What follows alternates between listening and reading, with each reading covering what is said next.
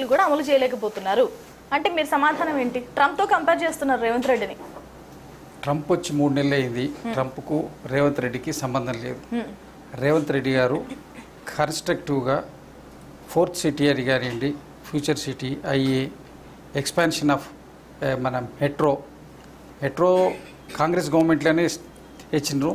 కాంగ్రెస్ గవర్నమెంట్లో తెచ్చిన కేసీఆర్ గారు స్టార్ట్ చేసిండ్రు. దాన్ని 3-4 సంవత్సరాలు లేట్ చేసి తర్వాత ఇప్పుడు కూడా ఎక్స్టెన్షన్ ఆఫ్ మెట్రో కూడా మళ్ళీ ఇప్పుడు రేవంత్ రెడ్డి గారు దాని మీద వర్కౌట్ చేస్తుండ్రు. ట్రిబుల్ అంటే ఒక వ్యూహంగా ఒక లార్జ్ స్కేల్ దాని మీద డెవలప్ చేయడానికి ప్లాన్ చేస్తున్నారు. ఇమీడియట్గా ఏదో రియల్ ఎస్టేట్ హైక్ చేయడానికి ఎక్కడో ఇప్పుడు అక్కడ కోకాపేట్ ల్యాండ్స్ అవి ఇక్కడ పెట్టి 100 కోట్లు 200 కోట్లకు ఎకరం అమ్మేసి అది ఒక ఆర్టిఫిషియల్ హైప్ను క్రియేట్ చేసి ఇప్పుడు ఎందుకంటే బాగా రేట్లు పెరిగిపోయినాయి. ఇప్పుడు ఒకవేళ అట్లా హైప్ క్రియేట్ చేసినా కూడా పర్చేసింగ్ కెపాసిటీ లేదు. దీన్ని ఒక కన్స్ట్రక్టివ్గా క్లస్టర్ వైజ్ డెవలప్ చేసుకుంటూ అన్ని ఏరియాస్ లోపల డెవలప్మెంట్ చేస్తే అయితే దీనికి కొద్దిగా టైం తీసుకుంటుంది. ఇది దీనికి టైం తీసుకొని కన్స్ట్రక్టివ్గా ముందుకు పోవడానికి ఏదైతే ప్రయత్నం జరుగుతుందో దీంట్లో ఇమీడియట్గా ఇన్వెస్ట్ చేసి ఉన్నటువంటి రియల్ ఎస్టేట్ వాళ్ళు ఆల్రెడీ పెద్ద ప్రాజెక్ట్స్ మీద పెట్టి మధ్యలో అయిపోయి ఉండి దానివల్ల అక్కడి నుంచి ఇక్కడ హెడ్స్ తెచ్చి వాటికి ఇంట్రెస్ట్ కట్టి ఈ ఇబ్బందులలో ఇవేవి ఎప్పుడైతే బయటకు వచ్చినాయో ఏదైనా రంగం పడిపోతుంది అంటే కొంటారా?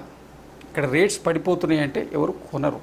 రియల్ ఎస్టేట్ పడిపోతుందని వచ్చిన 3వ నెల నుంచి అంటే కాంగ్రెస్ ప్రభుత్వం వచ్చిన 3 నెలలు 4 నెలల నుంచి మొదలుపెట్టి సంవత్సరం నుంచి ప్రాపగండా చేస్తున్నారు. పడిపోతుంది అంటే ఏంటంటే గవర్నమెంట్కి వచ్చే మేజర్ రెవెన్యూ రియల్ ఎస్టేట్ నుంచి వస్తుంది. కాబట్టి దీన్ని దెబ్బ కొడితే కాంగ్రెస్ ప్రభుత్వం సక్సెస్ కాకుండా చేయడం కోసం ప్రతిపక్ష పార్టీలు అంటే కాంగ్రెస్ పార్టీకి వ్యతిరేకంగా ఉన్నటువంటి రియాలిటీ గ్రూప్స్ కూడా ఎవరైనా ఉండొచ్చు. వాళ్ళకి ఎవరికి కూడా లాభం పొందాలని ఉంటుంది, ఎవరికి నష్టం పొందాలని ఉండదు. కానీ బట్ కాకపోతే ఏంటంటే ఇది ఒక ప్లాంట్గా జరుగుతున్న వ్యవహారం. కాకపోతే డెవలప్మెంట్లో కానీ రేవంత్ రెడ్డి గారు తీసుకునే నిర్ణయాల్లో కానీ ఎక్కడ లోపం ఉందో చెప్పమనండి. పలానా లోపం వల్ల ఏంటంటే ఒకటి హైడ్రా మీద ఒకటి చూపిస్తున్నారు. హైడ్రాది తప్ప బఫర్ జోన్స్ కానివ్వండి, ఇప్పుడు చెర్లు కుంటలు టోటల్గా ఎఫ్టీఎల్ ల్యాండ్స్ మొత్తం ఆక్రమించేసి అసలు మీకు లేకుండా చేస్తే భవిష్యత్ జనరేషన్స్ ఏం కావాలి? రేపు ఇంత మొత్తం సిటీ బాగా ఎక్స్పాండ్ అయ్యిద్ది. RRR లోపల కూడా ఉన్న మొత్తం సిటీ ఎక్స్పాండ్ అయ్యిద్ది. మరి గ్రౌండ్ వాటర్ ఎక్కడి నుంచి రావాలి? దాన్ని ప్రొటెక్ట్ చేసుకోవాల్సిన అవసరం ఉందా లేదా? హెచ్యూ ల్యాండ్స్ లేదా 4 చెట్లు కొట్టేస్తే దాన్ని పెద్ద పర్యావరణం మొత్తం అదైపోయింది గొడవ చేస్తున్నారు. కానీ ఈ చెరువులు కుంటల గురించి ఆలోచించే మీరు హెచ్యూ గురించి ఆలోచించట్లేదు. హెచ్యూలో ఓపెన్గా అది గవర్నమెంట్ ల్యాండ్ అండి. మొన్న 10 సంవత్సరాల నుంచి ఉన్నటువంటి బీఆర్ఎస్ ప్రభుత్వం ఏం క్లెయిమ్ చేసింది? అది హెచ్యూ ల్యాండ్ అని క్లెయిమ్ చేసిందా? గవర్నమెంట్ ల్యాండ్ అని క్లెయిమ్ చేసింది కదా. ఇవాళ దానికి కొత్తగా దాని గురించి హెచ్యూ అసలు ల్యాండ్ సమస్య అనేది ఒక అభూత కల్పన. సుప్రీంకోర్టు చెప్పింది కూడా సుప్రీంకోర్టు చెప్పింది ఏంటంటే వాల్టా చట్టాన్ని అతిక్రమించి చెట్లు కొట్టడం వరకే తప్ప ల్యాండ్ టైటిల్ కి సంబంధించిన డిస్ప్యూట్ ఎక్కడ గురించి ఎవరు మాట్లాడట్లేదు. ఇప్పుడు ఎందుకంటే అది ఇష్యూ కాదు కాబట్టి దాన్ని ఇష్యూ చేసిండ్రు. ఇష్యూ కాదు కాబట్టి అమాయకులైన విద్యార్థులను అటువైపు ప్రేరేపించారు.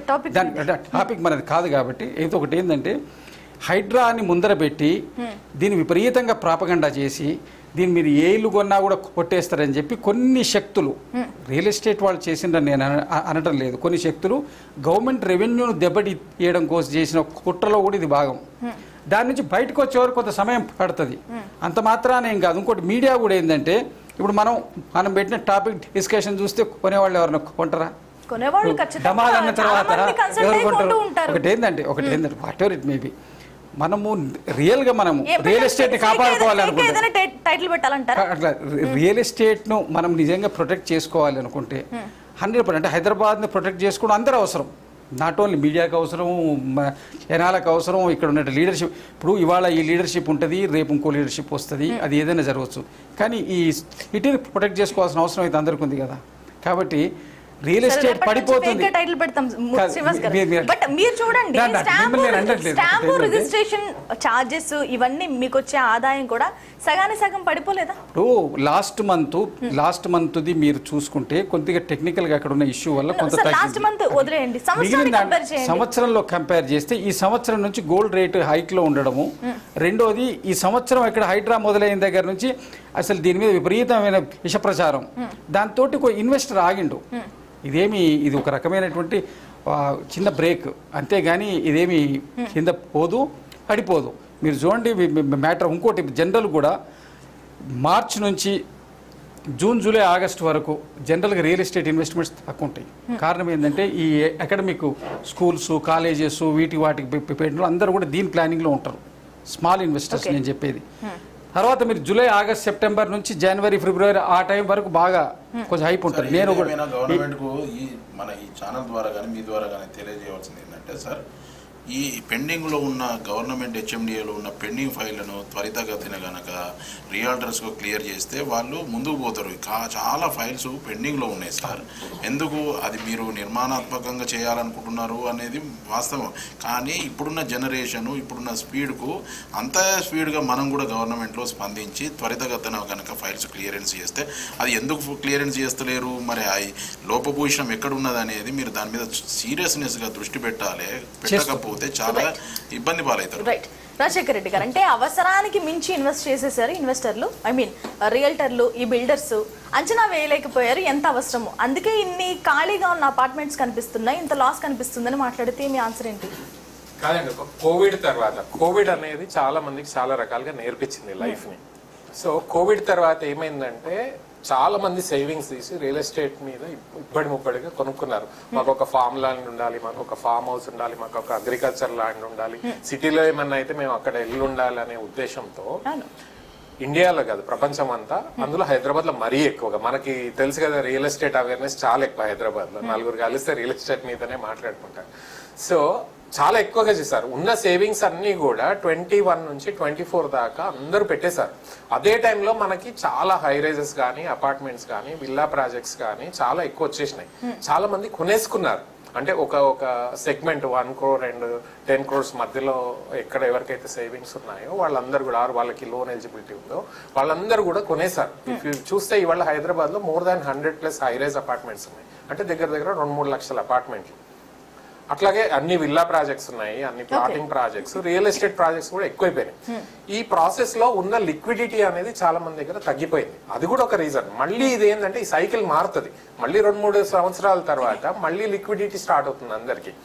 లిక్విడిటీ స్టార్ట్ అయినప్పుడు ఆబ్వియస్గా పెడతారు. మీరు ఇప్పుడు పతనం కన్నా మీరు చూస్తే 2008-9లో వచ్చిన పతనం కానీ, తెలంగాణ ఉద్యమం వచ్చిన పతనం కానీ, 2017లో వచ్చిన పతనం కానీ అవి ఇంకా పెద్దవి. దీన్ని మాత్రం ఏం చేస్తారు, ఈ సోషల్ మీడియా రావడం వల్ల దాన్ని భూతద్దంలో మరీ పెద్దదిగా చూపెడుతున్నారు. చిన్న చిన్న ఇష్యూస్, మీరు ఎగ్జాంపుల్ HCU ఇష్యూ ఉంది, అది చాలా మైనర్ ఇష్యూ. దాన్ని చాలా పెద్దగా ఏఐలో వీడియోస్ క్రియేట్ చేసేసి అదేదో చాలా పెద్దది అయిపోయింది, ఏనుగులు సింహాలు పులులు ఉన్నట్టు చూపించేసి. నాకు తెలిసి HCU I have seen personally. అది అంటే ఇప్పుడే కాదు, పాతకాలంలో డాక్యుమెంట్స్ కూడా చూసాను. ఒక పోరంబోక్ ల్యాండ్ కింద ఉండేది.